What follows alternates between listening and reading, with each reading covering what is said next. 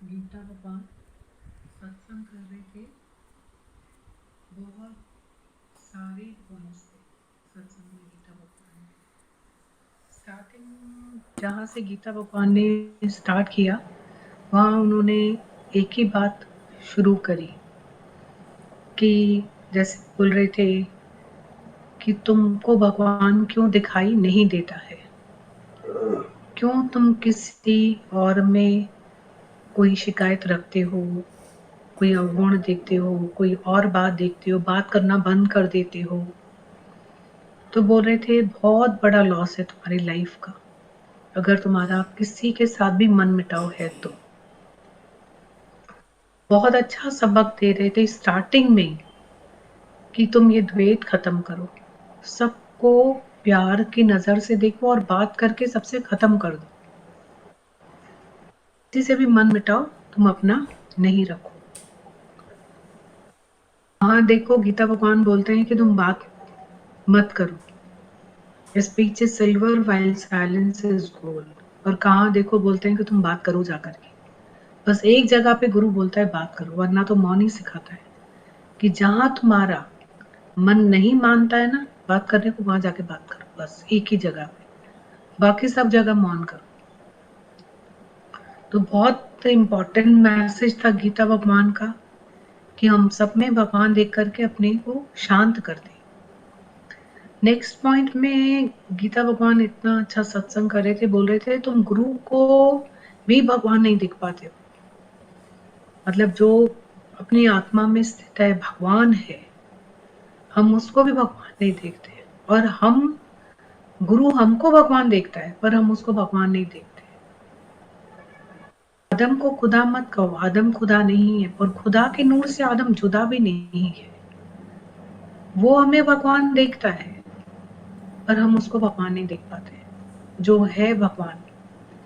और हम अपने को वो भगवान करके जानता है तो भी हम भगवान नहीं देखते, पर हम अपने को भगवान करके नहीं जानते तो भी वो हमको भगवान करके देखता है, क्योंकि है ही भगवान।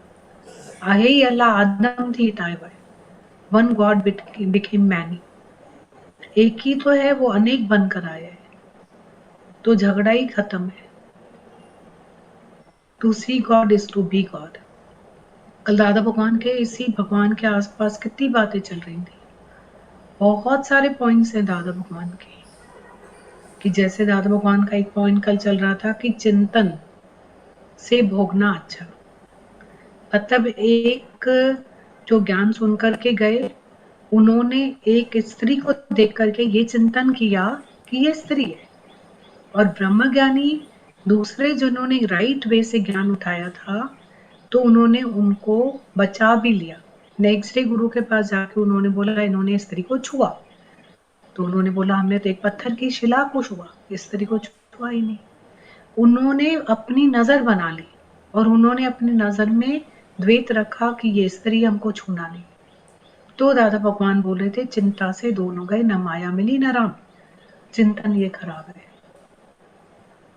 चिंतन खराब है, दोनों नहीं मिले, न माया मिली न राम मिला। पर एक ने अपनी दृष्टि बना ली कि है ही भगवान। दादा भगवान का पॉइंट चलता है everywhere is God, nothing but God. Everywhere is God, nothing but God. कख के भी न निंद, कख भी वडी विथ, उडी पवई अख में त वडू देवई दुख। कख के भी न निंद, कख भी वडी विथ, उडी पवई अख में त वडू देवई दुख। एक बार कोई जा रहा था तो दादा भगवान उसको बोल रहे थे, मतलब वो बोल रहा था कि मैं उसको देख लूंगा।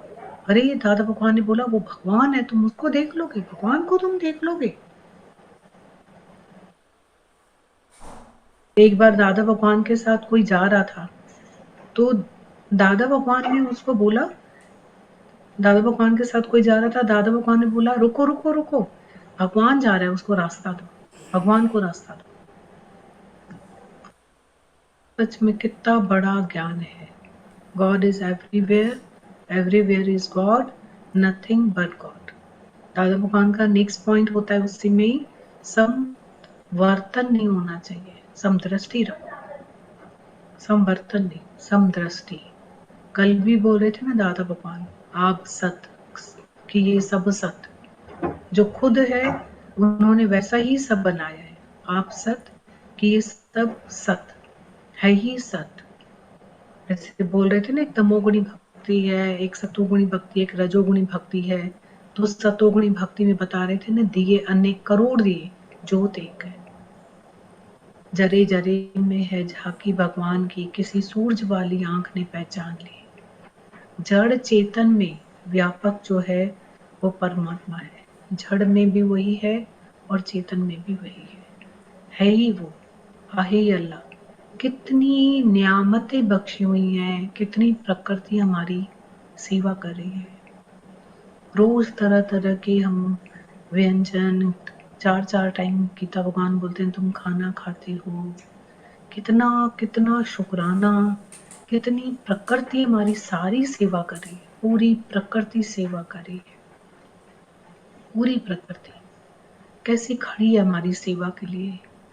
आज सच में ये सत्संग स्टार्ट होता है तो भी लगता है कितनी प्रकृति सेवा कर रही है।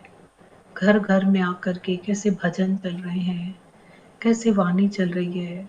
सब तो टाइम पे शुरू हो जाता है, भजन भी टाइम पे ही शुरू होता है। हम टाइम पे आके बैठते ही नहीं, बैठते कब बैठते, पर भजन तो टाइम पे शुरू होता है, वाणी टाइम पे शुरू होती है। कितनी नियम से प्रकृति हमारी सेवा कर रही है, कितनी बड़ी सेवा है उसकी। आज ये मछली तो पानी में है तो पता नहीं चलता है ना, पर निकालो तो पता चलता है। हम लोग इस सत्संग में बैठे हैं तो सच में हमें नियम से रोज मिल रहा है, पता नहीं चलता है। पर इससे जुदा एक मिनट भी अपने आप को करो तो पता चलता है, और बिल्कुल पता चलता है कि कैसे इसकी जुदाई क्या होती है। इतनी ताकत और शक्ति रोज की मिलती है हमें। रोज हमें गुरु ये ताकत दे रहा है ज्ञान की। हम लेकर के इससे कैसे वापर रहे हैं, अपने आप ही ऑटो मोड में चलता रहता है। तभी बोला कि कितने शुक्राने हम गाएं प्रकृति के, और स्तुति करो, और स्तुति करो उस परमात्मा की, प्रकृति की शुक्राने गाओ तो और उन्नति होगी हमारी। बहुत शुक्राने गाएं, बहुत बहुत मुस्कुराना और शुक्राना। मुस्कुराता हुआ चेहरा कितना अच्छा लगता है, शुक्रानु वाला चेहरा कितना अच्छा लगता है, शांत चेहरा कितना अच्छा लगता है, आनंद वाला चेहरा कितना अच्छा लगता है। वही शिकायत, मूड ऑफ, अशांति हमारे चेहरे पे रहती है, क्रोध हमारे चेहरे पे रहता है, तो वो कैसा दिखता है। तभी गुरु हमें कितनी सच्ची प्रकृति की सेवा यही है, मुस्कुराना और शुक्राना। बहुत शुक्राने गाए। आज हम सारा दिन शुक्राने गाएंगे और मुस्कुराएंगे, हल्के हल्के हो जाएंगे, नहीं तो भारी भारी होकर के रहेंगे। ना शिकायत ना करो तुम पुकार, सदा ही शुक्र कर शुक्र में गुजार। लिखा है जो परमात्मा ने वो होगा जरूर, हंसेगी दुनिया जो कहोगे उसे कसूरवार। कितने लोग धन कमाने के लिए मेहनत कर रहे हैं, कितनी मेहनत कर रहे हैं, कितनी मेहनत कर रहे हैं। एक आलू प्याज वाला ठेला लेके मेहनत करता है, तो दूसरा कोई और नौकरी करता है, तो तीसरा कोई और कितनी एक टेबल कुर्सी पे बैठ के सारा दिन काम करता है, तो कोई और कैसा काम करता है, सारा दिन दुकान में बैठ के एक कैद में बैठे रहते 12 घंटे काउंटर के पीछे, इतनी सी जगह में सारा सारा दिन बैठे रहते। कितनी धन कमाने के लिए मेहनत है, उसका इतना मात्र भी एफर्ट्स हम इसमें डालेंगे ना, सच में मालूम आ जाएगी कि हम क्यों किसी में दूसरा देखें, हम क्यों भगवान नहीं देखें, जड़ चेतन में व्यापक परमात्मा को क्यों हम नहीं देखें, क्यों दूसरे की बात हम अपने अंदर में लेकर आए। तो इतना अच्छा लगेगा, बहुत अच्छा लगता है। थोड़ा सा हम अपने एफर्ट्स डालें इसमें। गीता भगवान बोल रहे थे यही काम आएगा तुम्हारे, ज्ञान ही काम आएगा, गुरु ही काम आता है वक्त पे, और ज्ञान काम आएगा तुम्हारे, ये बहुत काम आएगा। यही कमाई तुम्हारी मदद करेगी, यही काम आएगी, और ये कमाई कर लो तो आज कर लो ये कमाई। नेक्स्ट पॉइंट गीता भगवान देखो वासना पे चला रहे थे, पूरा देर वासना पे, अंत मते साही गते, अंत समय जो धन सिमरे ऐसी चिंता में जो मरे, तो सर्प जोन वलवल उतरे। अंत समय जो स्त्री सिमरे तो वैश्या जोन वलवल उतरे। अंत समय जो पुत्र सिमरे तो सोकर जो, अंत समय जो मंदिर सिमरे तो प्रेत जो। और सेम टाइम पे बोला प्रभु का सिमरन ये होता है। काल पर हरे गर्भ न बसे, सर्व सुख होवे दुश्मन डरे। ये लिखा हुआ है सुखमनी साहिब में कि प्रभु का सिमरन काल पर हरे गर्भ न बसे, सर्व सुख होवे दुश्मन डरे।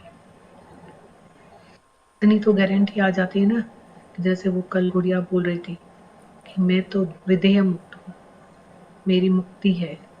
बोलना तो कितना अच्छा लगता है कि गुरु ने हम सबको अमर बनाया है कि मैं मरूंगा नहीं। निर्भय निर्वैर अकाल अमूर्त अजूनी स्वयंभव सतगुरु प्रसाद, ये सच्चे सतगुरु का प्रसाद है कि निर्भय निर्वैर अकाल अमूर्त अजूनी स्वयंभव सतगुरु प्रसाद। यही तो वासना है जिसको रोज हमारे दादा भगवान बताते हैं कि वासना कभी भी तुम्हारी नहीं जाएगी, कभी भी नहीं जाएगी। सिर्फ गुरु के मुख से जब हम वैराग्य और ज्ञान सुनते हैं तो ही हमारा ये अंदर के मन का वास जाता है। ये तो इतनी वासना अंदर तक पड़ी हुई है, वो फेड होती जाती है धीरे धीरे धीरे धीरे। और उसी एक शब्द के ऊपर पूरा गीता भगवान सत्संग कर रहे थे, वासना के ऊपर, कि एक स्वयं इच्छा होती है, एक पर इच्छा होती है, परमात्मा की इच्छा होती है, और एक स्वयं की इच्छा होती है। स्वयं की इच्छा से ब्रह्मज्ञानी एक निकले अपने गांव से, तो उस दूसरे गांव का राजा जो था शहर का, वो उसकी डेथ हो गई।